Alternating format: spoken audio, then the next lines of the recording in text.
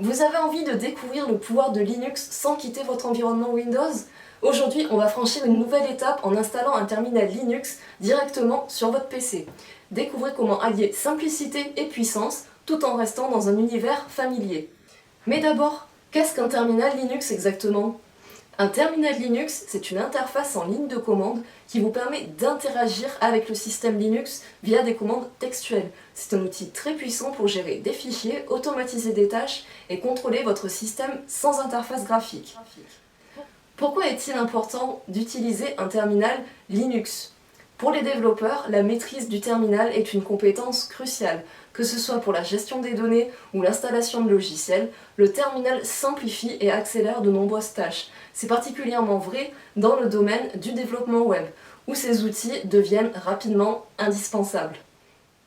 Alors, comment peut-on installer un terminal Linux sur Windows?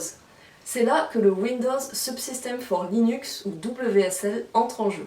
Cette fonctionnalité pratique vous permet d'exécuter un environnement Linux natif directement sur votre machine Windows, combinant ainsi le meilleur des deux mondes. Je vous propose de démarrer l'installation dès maintenant. Ok, alors pour installer WSL, je vous ai noté les étapes juste ici, donc on va les suivre. Alors dans un premier temps, je vais ouvrir PowerShell en tant qu'administrateur. Donc je vais rechercher PowerShell depuis le menu démarrer et je vais taper dans la barre de recherche PowerShell. Voilà, je vais faire un clic droit et l'exécuter en tant qu'administrateur. Voilà. Ok, ensuite je vais taper WSL-install. Donc en fait cette commande, elle va lancer l'installation de WSL et installer également une distribution Linux par défaut. Ça peut prendre un petit peu de temps à se réaliser. Je vous propose de se retrouver à la fin de l'installation. Ok, donc l'installation est terminée.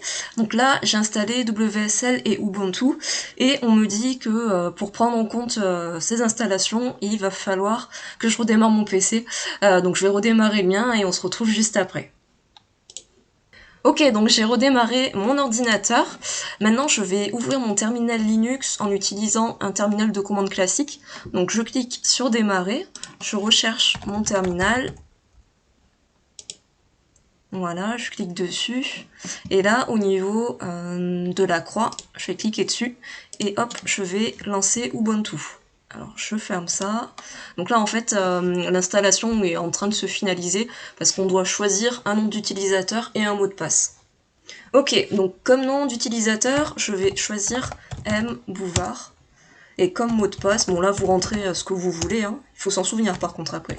Hop, je confirme mon mot de passe, j'appuie sur entrée. Voilà, l'opération a réussi, ok. Il faut attendre un petit peu.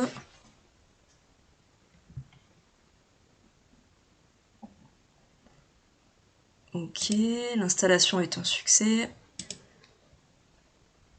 Et voilà, notre terminal Linux est maintenant prêt à l'emploi. On va désormais pouvoir exécuter toutes les commandes Linux dont on a besoin directement depuis notre système Windows.